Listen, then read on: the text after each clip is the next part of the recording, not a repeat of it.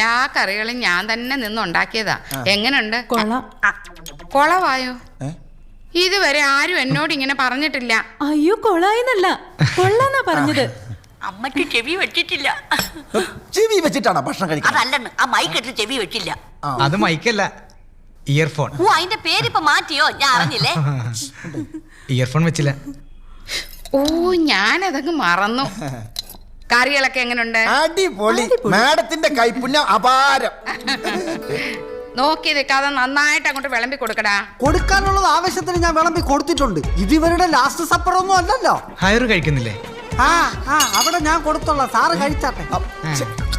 ഇതൊരു അംഗത്തല്ല. മോര് കണ്ട ഇങ്ങനെ